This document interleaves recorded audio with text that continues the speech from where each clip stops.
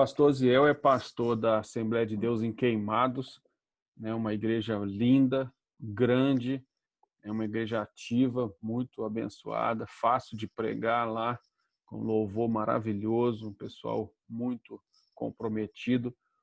E eu louvo a Deus pela sua vida, né? Faz parte da diretoria do Comércio também há tantos anos, né? E é alguém que eu respeito, alguém que tem abençoado muito a minha vida, meu ministério, mais do que você imagina, talvez, pastor. Mas para mim é uma honra tê-lo aqui, não só para mim, porque isso aqui não é meu, né? Mas para todos nós. É uma honra ter o senhor aqui com a gente e pode ficar à vontade, por favor. Graça e paz, amados, queridos irmãos, queridos pastores. Com certeza o privilégio é meu poder estar. É uma honra muito grande. Obrigado, pastor Tiago, pelas palavras. Bispo Maurício, com um carinho muito grande. E todos os pastores que eu pude falar um pouco antes aí, pastorzão, pastor César, pastor Gilvan, todos aí. Deus abençoe a todos. Deus tem colocado no meu coração uma palavra, e esta palavra provavelmente não tenha nenhuma novidade, como diria o nosso mestre lá, Silmar Coelho, só gostaria de lembrar, né? Tem uma mensagem muito abençoada do seu papai, só queria lembrar. Mas é um assunto que eu tenho pensado bastante, falado muito ao meu coração, então eu gostaria de falar desse papo que eu tenho a satisfação de participar mais um, que tem como objetivo pastores amando pastores, literalmente. Nós decidimos essa grande virtude que vem da parte de Deus, que é o amor. É uma decisão nossa de amar, de retribuir, através de ações. Isso é muito bom. E o que Deus colocou no meu coração tem a ver com liderança. Tem a ver com um assunto que, para mim, é imprescindível na vida de qualquer ator. Eu quero ler a palavra, e a palavra que eu vou ler está lá em Hebreus, capítulo 13, versículo 7. Eu vou ler primeiro na versão da Corrigida Fiel e depois da NVI.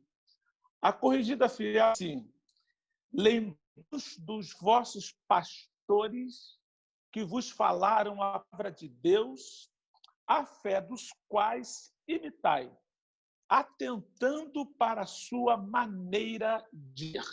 Essa é a versão Almeida Corrigida Fiel. Agora, na NVI, um pouquinho diferente, mas com o mesmo teor, Hebreus 13, 7 diz assim: lembre-se dos seus líderes que lhes falaram a palavra de Deus. Observem bem o resultado da vida que tiveram e que têm. Vou ler mais uma vez. Lembre-se dos seus líderes que lhes falaram a palavra de Deus. Observem bem o resultado da vida que tiveram e imitem. Eu me lembro que em 2004, quando eu tive a oportunidade de começar a minha vida de instrutor lá na Brasil, no Corpo Fuzileiros Navais, eu me deparei com um tema sobre liderança que chamou muita atenção. Relações humanas e liderança. Eu confesso que foi a primeira vez que eu passei a observar atentamente relações humanas e liderança. E eu cheguei à seguinte conclusão depois disso. A liderança envolve impreterivelmente dois fatores. Primeiro, o fato humano e depois a liderança propriamente dita. Quem quer ser líder e não pensa no ser humano, nas suas particularidades, nas suas especificidades, a diferença de cada ser humano, tudo que envolve, é claro que nós não vamos compreender na profundidade, porém, o máximo que nós quisermos, nós vamos atentar para esses dois fatores. É sobre isso que eu quero falar, sobre o fator humano e a prática da liderança. Muito importante, por isso que eu quero enfatizar. O fator humano e a prática da liderança. É muito importante que a gente entenda que, além dessa complexidade do ser humano, então, nesse período que eu comecei a ser instrutor de liderança, nós fomos obrigados a estudar um pouquinho sobre o que é o ser humano dentro das suas particularidades. A gente costuma chamar as pessoas de indivíduo. O indivíduo fulano de tal fez isso. A gente não atenda para a profundidade dessa palavra indivíduo, único, uno, não somente na digital, no batimento cardíaco, no DNA. Nós somos únicos. Embora os estudiosos dizem que nós temos o temperamento e, por conta de temperamento, eles classificam em fleumático, melancólico, sanguíneo, colérico, mas ao estudar essa profundidade do temperamento humano, perceber que cada pessoa é única, inclusive no seu temperamento. Não existe uma pessoa com um temperamento tal e o outro também igualzinho. Então, a temperamento, nós somos diferentes. Isso é tão importante porque quando a gente estuda sobre temperamento, que é dentro do fator humano, a gente vai perceber que o temperamento é algo genético. Ou seja, a gente já nasce com temperamento, segundo os estudiosos, isso pode ser mudado. Temperamento não muda. A pessoa já nasce daquele jeito, vai morrer com aquele temperamento. Talvez seja por isso, ou com certeza, que um dos frutos do Espírito chama-se temperança ou domínio próprio. Você tem um temperamento forte, mas tem que ser controlado pelo próprio Espírito Santo. Então, o fruto do Espírito é que vai nos dar esse controle no próprio temperamento, que às vezes a gente pode fazer coisa que não deve. Então, ao estudar, a gente vê que a gente é único até temperamento, no jeito de ser. Eu não posso exigir, pastor Tiago, uma postura que certamente o pastor César terá por conta de temperamentos diferentes. Então, nós somos únicos. Temos que encarar a liderança dentro desse fator humano. Nós somos únicos. Além disso, dentro do fator humano, ainda existe o caráter, que é muito importante. A gente diz assim, é importante ter caráter. E a gente sabe que é importante, só que a gente não para pensar a profundidade, tudo que envolve o caráter humano, que é a cultura, a crença, que é os valores. A gente que é pastor recebe pessoas de tudo quanto é lugar, oriundas de tantas religiões, internalizadas, costumes, crenças, valores que precisam ser, muitas vezes, confrontados, refutados e, às vezes, até incentivados, por que não dizer assim? Mas o ponto principal aqui que eu quero dizer é que a complexidade do ser humano é algo que deve ser pensado, deve ser analisado, deve ser estudado. Todo pastor não precisa ser psicólogo, se for, não precisa ser psicanalista, se for, maravilhoso. Não precisa ser psiquiatra, mas se for, lindo. Mas temos que estudar profundamente o ser humano. Aí, partindo para a personalidade, nós temos temperamento, nós temos caráter, unir os dois, vem a personalidade da pessoa. Ou seja, tudo isso é algo que, no mínimo, é estudado.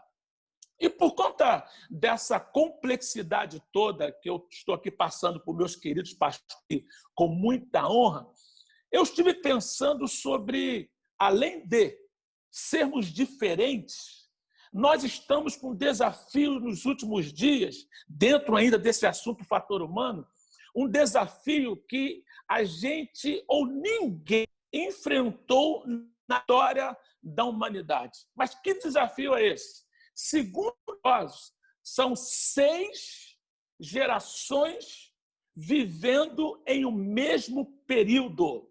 Ou, nesse exato momento, dentro da minha igreja, na DEC, dentro da igreja que o irmão é pastor, dentro da igreja que você, querido pastor, trabalha, existem pessoas de 6 gerações diferentes. Isso vai dizer o quê? Tem que ser levado em conta essa diferença de pensamento em cada geração. Eu tenho enfrentado aqui, eu tenho certeza que pastor César, pastores que estão me ouvindo aí, quanta coisa nós temos que enfrentar por causa dessa pluralidade. Por que existem 6 gerações vivendo, segundo estudiosos, tá? São palavras minhas, não. Ao mesmo tempo. Nos tempos bíblicos, uma geração durava cerca de 30 a 40 anos. Hoje, segundo os estudiosos, uma geração dura no máximo 10 anos. Por quê? Um dos fatores determinantes para a mudança de uma geração é o avanço tecnológico, quando isso é significativo. Então, com toda a ciência avançando, as coisas mudam. As gerações começam a perceber as suas diferenças. Deixa eu citar rapidamente essas 6 gerações. A primeira geração que nós temos dentro da nossa igreja, são poucos, mas eles estão lá, são chamadas geração silenciosa. Aqui eu tenho mais ou menos uns 8 somente. Por quê? São as pessoas acima de 80 anos. São poucos, porém, na quantidade que existe no mundo, ainda são muitos. Eles são chamados de geração silenciosa. Geralmente, nas nossas igrejas, eles não falam nada, sentam no banquinho, ficam quietinhos e, às vezes, não são nem assistidos com as suas necessidades. Mas existem, chamada geração silenciosa. Ou a segunda geração que tem dentro das nossas igrejas é o chamado Baby Boomers, ou explosão de bebês. Pessoas acima de 60, 61 e menos de 80 anos. São pessoas que, oriunda pós-guerra mundial. Depois nós temos geração X, que eu faço parte, e acredito que boa parte dos pastores fazem parte dessa geração X. O X é de uma incógnita entre 40 a 60 anos. Depois vem, eu estou falando, é muito importante, daqui a pouco vocês vão entender direitinho. Depois vem a geração Y, que é chamada geração mileniais, 25 a 39 anos. Depois vem a geração Z, que são as pessoas acima de 10 anos até 25 anos de idade, aproximadamente, isso não é milimétrico. E depois a geração alfa, que é a 6ª, o pessoal que nasceu em 2010, que eles estão com 10 anos de idade. E pensa agora o desafio, pastores, que nós estamos tendo em liderar e tendo que pensar nesse fator que é várias gerações pensando diferente, agindo diferente, exigindo coisas diferentes, tendo visões de trabalho diferentes, e nós temos que liderar. Então, isso tem que ser pensado. Porque a geração silenciosa, elas são bastante rígidas nos seus costumes. Então, obedecem regras com tranquilidade. Eu fico bobo. Tem senhores aqui de 88 anos. Eu digo assim, irmão, vem aqui, rapidamente vem. Não, senhor, eu com 52 anos, o pessoal por mais de 80, uma facilidade de seguir regras, que é uma coisa impressionante. É uma característica desse pessoal da geração silenciosa. Obedecem regras sem questionar, porque eles são rígidos, obedecem regras. E o pessoal Baby Bird, aí com abaixo de 70, eles sofreram muitas transformações, foi a ascensão da TV, eles foram influenciados por comportamentos possíveis. Quem não sabe das décadas de 60 eles eram jovens, década de 60, onde os hippies, aquelas coisas todas, eles sofreram muito nessa briga de mudanças culturais. A minha geração, ela é marcada por grandes acontecimentos políticos, que é a geração X. Eu lembro disso quando eu era criança, a queda do Muro de Berlim, o aparecimento da AIDS, que criou uma confusão nesse mundo na área da saúde. E olha a característica agora da geração Y. Estão sempre conectados, mas tem um problema. São mais individualistas. Pastor, nós temos que tratar com toda essa gente abençoada, com características diferentes que não são igual a gente. E o que dizer da geração Z? Elas possuem uma compreensão tecnológica apurada. Esses dias eu fui fazer uma pesquisa, a minha filha está aí nessa geração, um pouquinho para a geração Y, Eu fiz um estudo sobre mídia, sobre YouTube, os influentes que tem por aí.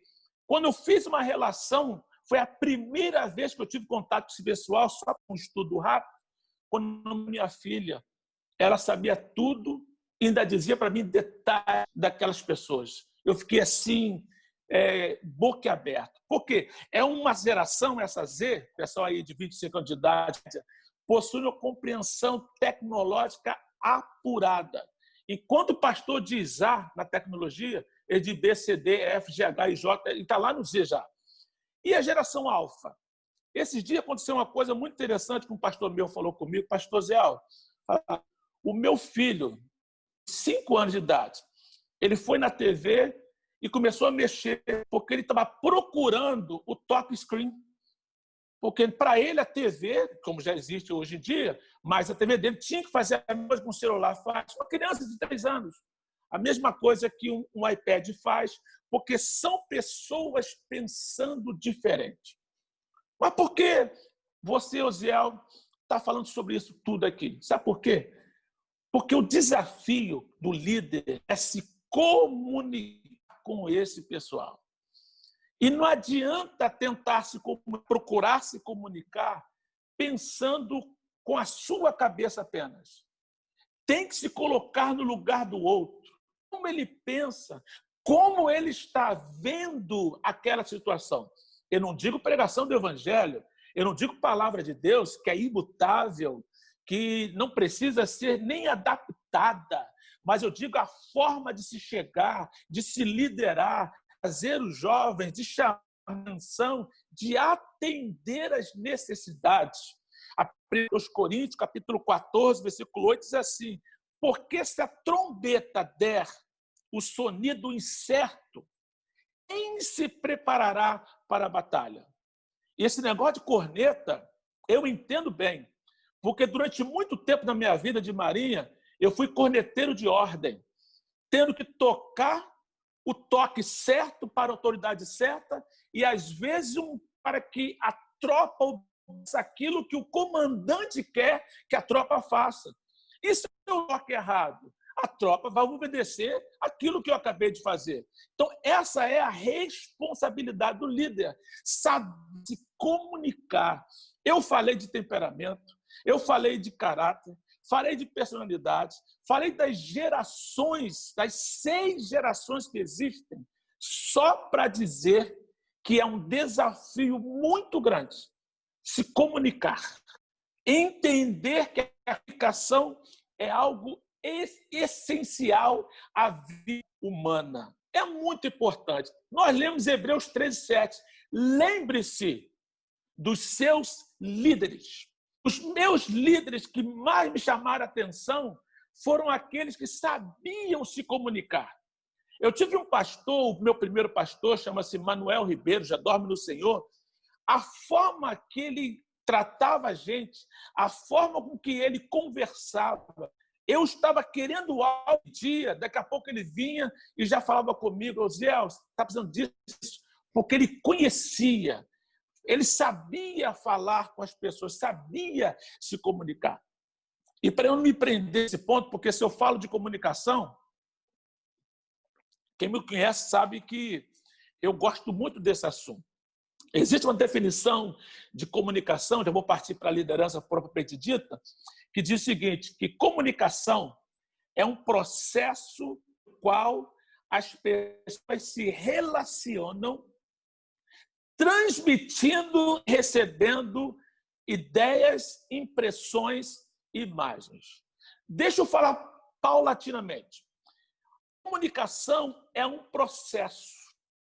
Olha só, por que eu gosto da palavra processo? Em todas as minhas palestras sobre comunicação, eu falo isso.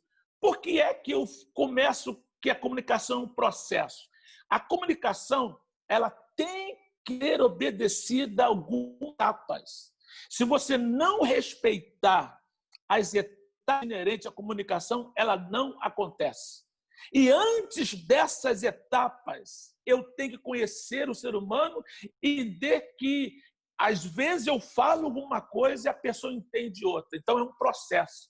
Aí envolve emissor, transmissor, canal meio, mensagem, código, que não é a questão de nós falarmos aqui. É só entender que comunicação é um processo. O que é isso?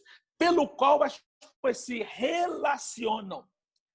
Comunicação exige que quem é o comunicador esteja com vontade, esteja adicto a relacionamento, goste de se relacionar. Porque quem não gosta de se relacionar também não vai conseguir se comunicar. Então, o líder, para liderar, a primeira coisa que ele tem que pensar é justamente no fator humano, na comunicação. Como é que eu... Porque eu digo sempre, mestras, que muito mais do que aquilo que eu estou falando, o importante na comunicação é o que a outra pessoa está entendendo. Então, eu só consigo realmente fazer-me entender se eu estou disposto a me relacionar. Por isso, quando eu digo me relacionar, porque às vezes nós, enquanto pastores, queremos apenas falar, queremos apenas dizer o que tem que ser feito. Mas a comunicação, ela exige relacionamento transmitindo e recebendo. Se eu transmito e não recebo, não é comunicação, é apenas uma informação. Nas nossas mensagens, é claro que a gente mais informa, mas com o recebimento daquelas informações, se a pessoa praticar, ou se ela te der o feedback, se der o resultado, aí houve a comunicação. Então, é muito importante que comunicação tem que ter processo, tem que ter relacionamento e tem que ter essa ida e a vinda. Eu transmito e também recebo. E faço isso? Conhecendo o ser humano. Entender que as pessoas são diferentes. Deixa eu dar muito pessoal que está acontecendo hoje. Eu tive uma reunião agora, não tem nem 2 horas essa reunião. Nós estamos, nesse momento, começando alguns cultos presenciais.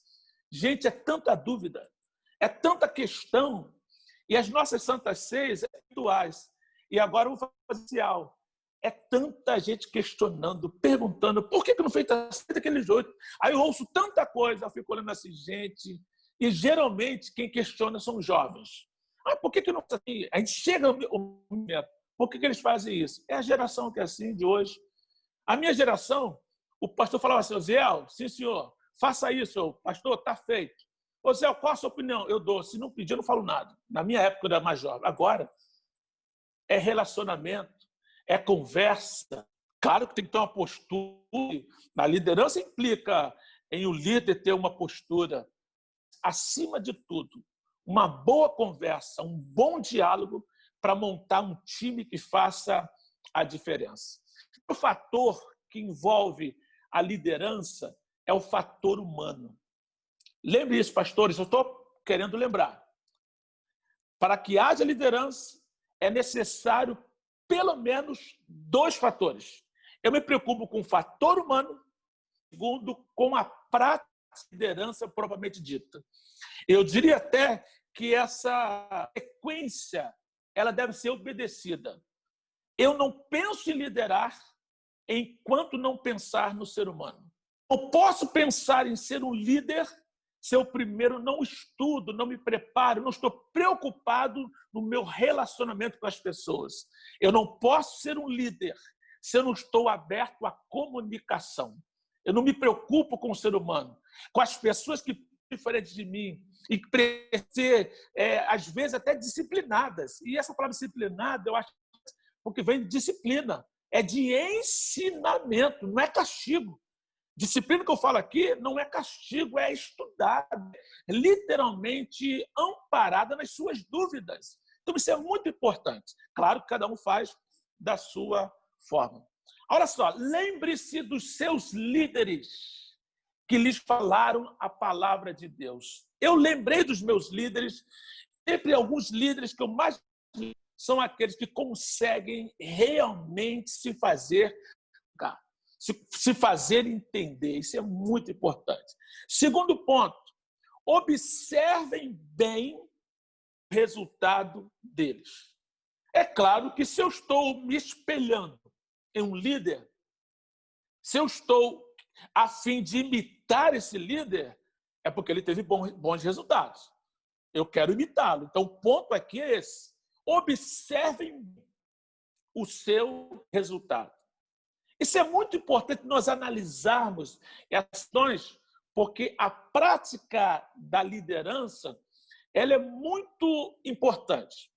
Eu sempre digo que a igreja, eu dei um estudo esses dias, nós estamos nós estamos implementando um circuito de estudos para que toda a igreja possa passar por aquela mesma capacitação e, quem sabe, até aperfeiçoamento. Aí eu fiz o seguinte para a igreja: qual a diferença entre eficiência e eficácia? Esse é um ponto que o líder tem que pensar. Porque eu quero partir para a liderança, eu quero ter resultado. Aí eu fico pensando, qual a diferença? Qual a diferença entre eficiência e eficácia? Vamos lá. Eficiência, fazer a coisa certa. Isso é eficiência. Agora, o que é eficácia? Fazer certo as coisas. Vamos lá, vou repetir. Eficiência, desculpa, eu acabei me embolando aqui com essa parada aí. Eficiência, fazer certo as coisas, para não complicar. E eficácia, fazer a coisa certa. São duas palavras, é só trocar. Eficiência, fazer certo as coisas. Eficácia, fazer a coisa certa. Agora, qual a diferença? Deixa eu dar aqui um exemplo muito simples e clássico. Eu estou aqui no meu escritório. E ali tem um banheiro, logo aqui, à minha esquerda, o Thiago já me deu o privilégio de estar aqui. Bom. E, de repente, eu chego, o chão está molhado. Eu vou lá, pego um balde, um rodo, um pano e seco aquele problema que está ali, o molhado. Eu fiz o quê? Certo as coisas. Está molhado, eu tenho que secar. Isso é ser eficiente. Eu vou lá, aí eu volto lá, vou fazer outras coisas. Quando eu volto, está molhado de novo. Poxa vida, pego um balde, eu pego um pano, pego um rodo, seco tudinho, eu fiz certo as coisas. É o famoso enxugar gelo. Aí quem é o eficaz? Ele olha para aquele molhado, o que está acontecendo? Ele vai aqui no banheiro, que tem aqui do lado, observa que a torneira está pingando. Ele vai lá e fecha a torneira, para de pingar, para de molhar e depois ele seca. O eficiente faz certo as coisas, secou, mas acaba fazendo tudo. Agora, o eficaz, ele vai na raiz do problema e resolve. Então, na verdade, o eficaz, ele faz o que o eficiente vai fazer, mas antevê o problema e resolve na sua totalidade. Então, o que nós temos que buscar não é somente ser eficiente, é sermos eficazes. Então, a prática da liderança, ela passa pela eficácia. Ela suplanta a eficiência e chega na eficácia. Então, é muito importante, quando você vai ser um líder, primeiro lá, fator humano, depois vai começar a pensar em liderança. Antes de estudar, você tem aqui, observar, como diz a Bíblia, bem o resultado dos meus líderes. Ele foi do meu líder. Ele foi eficaz e não somente eficiente. Uma outra questão, pastores, eu já estou quase terminando, que eu gosto muito de falar, desculpe-me aqui a direta que eu vou falar, né, sem qualquer prepotência. Eu tenho lido alguns livros abençoados, autores que sigo sobre liderança, autores que são best-seller, e eu gosto desses autores, não vou citar nomes aqui não, eu gosto muito desses autores, porém, eles colocam geralmente coisas no seu livro, um assunto, que eu queria colocar com os senhores e questionar o seguinte assunto. Diferença entre chefe e líder. A maioria deles dizem o seguinte: o chefe é aquele que manda, o líder é aquele que obedece. O chefe diz faça, o líder diz façamos.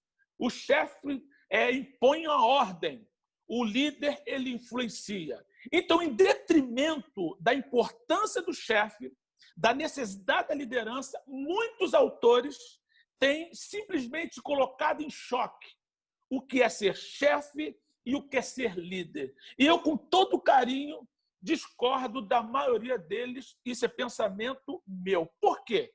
Chefe é aquela pessoa investida do comando, da gerência.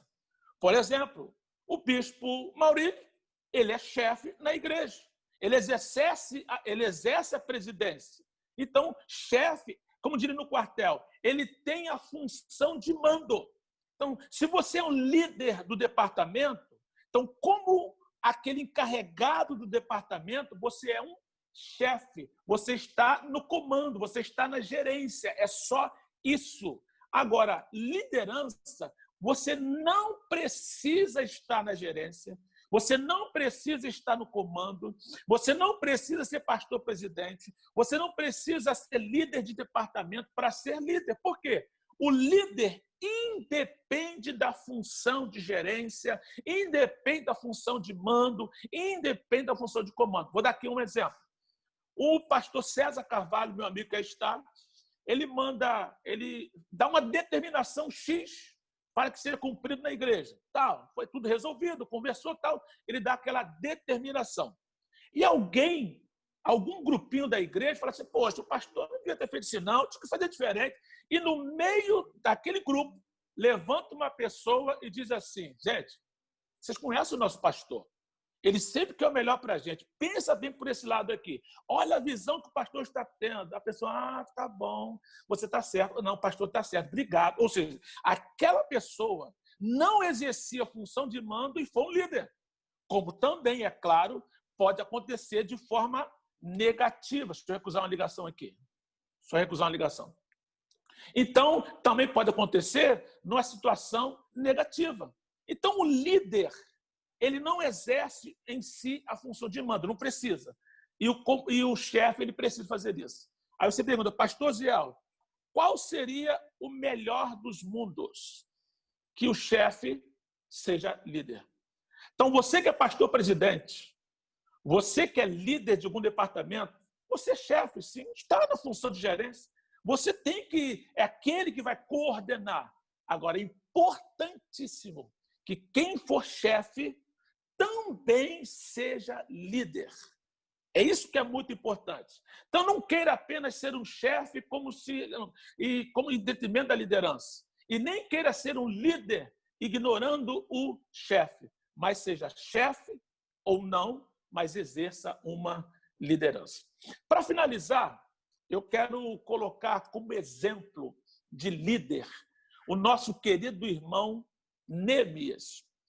E eu queria simplesmente fazer, na verdade, um contraponto entre dois homens, Neemias e Jeorão. Não sei quantos estão lembrados, Jeorão foi o 5º rei de Judá. Ele era filho de Josafá. Eu quero dizer para você, vou ler 2 textos bíblicos, um de Neemias, olha a diferença de um para com o outro, depois eu vou explicar. Neemias 2,6 diz assim sobre Neemias. Então o rei me disse, estando a rainha sentada junto a ele, quando durará a tua viagem?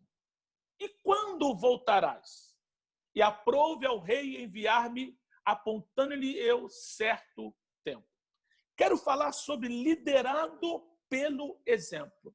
Olha esse ponto importante, não sei se você observou, me chamou muita atenção no versículo 6, é que o rei Artaxerxes, ele libera Neemias para liderar o povo lá em Jerusalém, mas ele faz uma pergunta, quando você vai voltar?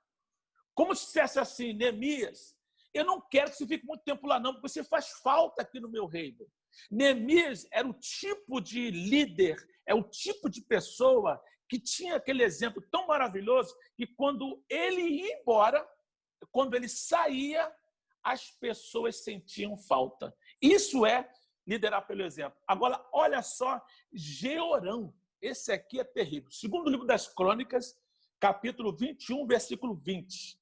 Jeorão tinha 32 anos de idade quando começou a reinar e reinou 8 anos em Jerusalém.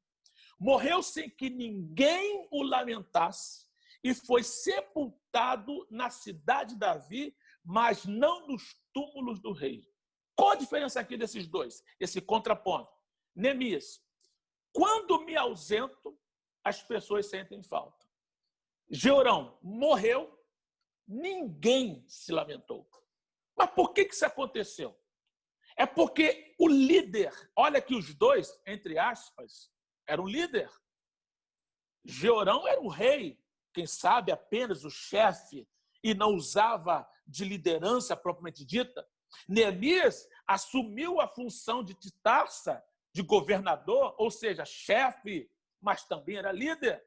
Georão era rei, então ele era chefe, mas pelo jeito não era líder.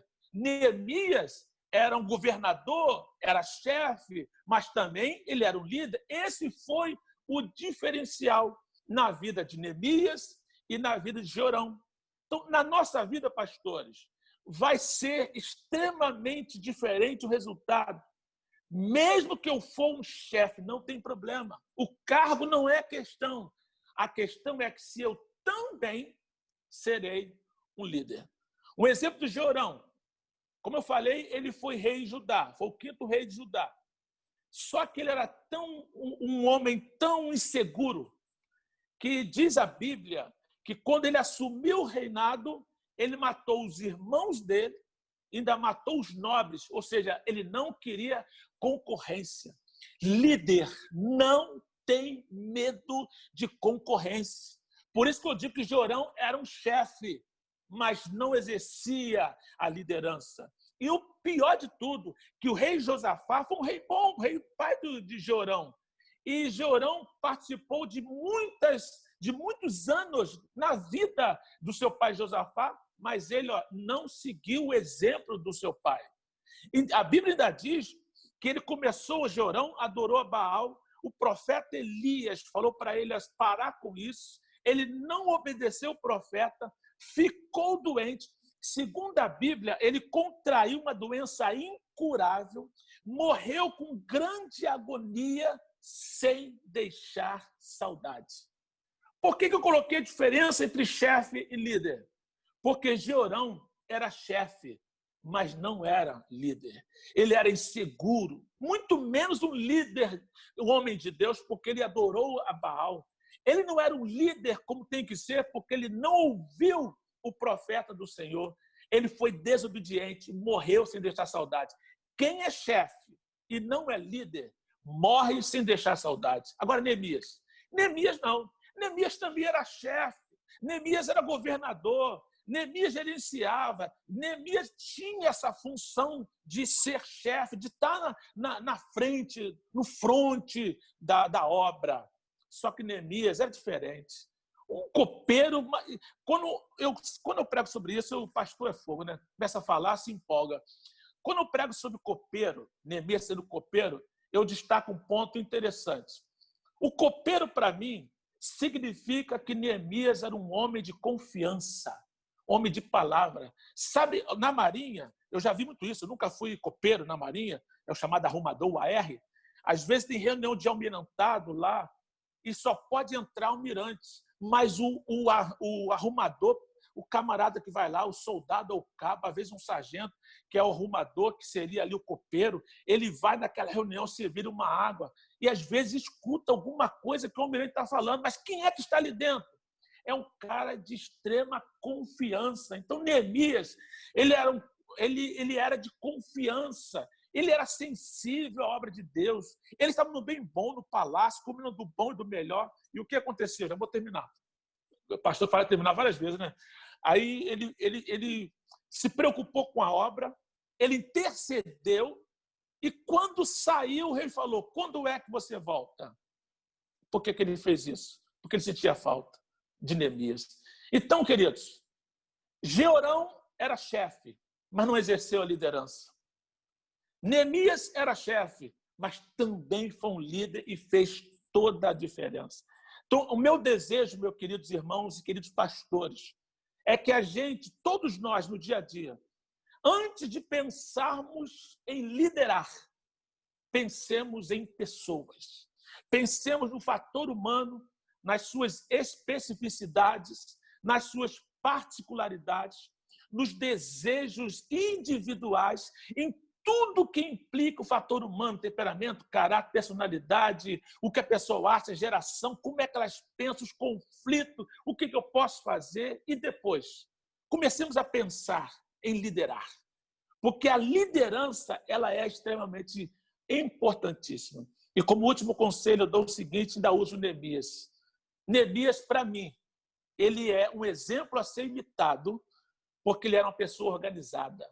Ele recebeu ordem de Deus para fazer a obra, a autorização do rei para fazer a obra, e quando ele chegou em Jerusalém, diz a Bíblia que durante 3 dias ele analisou tudo o que estava acontecendo e não falou nem para que veio, nem o seu propósito. Chamou alguns homens, vamos caminhar um pouquinho para eu ver como é que está a situação aqui, mas ele não disse nada. Ele não disse nada. Um homem extremamente cauteloso, porque ele primeiro precisava entender a situação. Isso ele percorreu o muro. Depois que ele percebeu a situação, depois que entendeu o que estava acontecendo, ele se pronunciou ao povo. E aqui eu leio dizendo o seguinte, Neemias 2, 17 e 18. Vocês estão vendo a situação terrível que estamos? Jerusalém está em ruína e suas portas foram destruídas pelo fogo. Venham, vamos reconstruir o muro de Jerusalém. Versículo 18. Também lhes contei como Deus tinha sido bondoso comigo e o que o rei me tinha dito. Eles responderam, sim, vamos começar a reconstrução, e se encorajaram para esse bom projeto. Esse é o diferencial. É um chefe que é líder, que entende que deve ser extremamente de confiança, que deve ser sensível à obra de Deus, que deve ser um intercessor da obra e uma vida extremamente organizada. Queridos, eu não quero enfadar os irmãos, mas quero fazer uma seguinte pergunta. A última palavra do versículo que eu li é imitem. Será que será que nós estamos em condições de ser imitados? Será que a minha igreja pode olhar para mim e dizer assim, eu vou imitar o meu pastorzão, eu vou imitar o meu pastor? Porque a Bíblia lança esse desafio para todos nós pastores. Vivamos, nós temos defeitos, nós temos dificuldades, nós temos dúvidas, como qualquer pessoa. Mas a Bíblia lança sobre nós uma responsabilidade. Sejam dignos de serem imitados. O fator da liderança, muito importante na nossa vida, é o ser humano. É o primeiro fator. E o segundo é a liderança. Que Deus em Cristo abençoe rica e poderosamente todos os pastores que estão presentes aqui. Obrigado por me ouvirem até agora e pelo privilégio de me dar, que eu tenho aqui de estar nessa live, pastores amando pastores. Pastores aí, Bispo Maurílio, Pastor Tiagão, muito obrigado. Que Deus abençoe, conte sempre comigo e que sejamos o líder que Deus espera que a gente seja e sejamos dignos de ser imitados. Deus abençoe. Que Deus abençoe a cada um. Mais uma vez, obrigado. Pedi o pastor Zé para a gente poder terminar orando, né? Que a gente sempre termina orando, agradecendo a Deus e que Deus abençoe a tarde de todos. Pai, muito obrigado pelo privilégio. O Senhor tem sido muito bom para comigo, me dando a honra de estarmos junto de pessoas tão ilustres, com o Senhor ter abençoado de uma forma muito especial.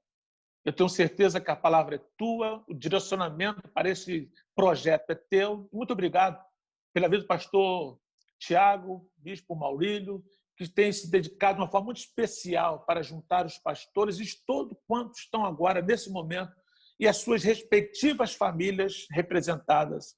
Que a boa mão do Senhor esteja sobre eles, sobre cada um de nós, cada vez mais. Que o Senhor possa ser cada vez mais o referencial a ser seguido por nós e que possamos entender que o Senhor nos colocou numa situação de privilégio, de grande responsabilidade, mas também de um privilégio. Que todo pastor tenha essa consciência de que somos privilegiados por termos a honra de trabalhar no teu reino, na tua causa. Obrigado por tudo, no nome de Jesus. Amém. Um beijão, até segunda-feira. Não esquece, segunda e sexta-feira, já já a gente envia o link e já o cartaz para você compartilhar. Um beijo no coração de todos. Beijo no coração.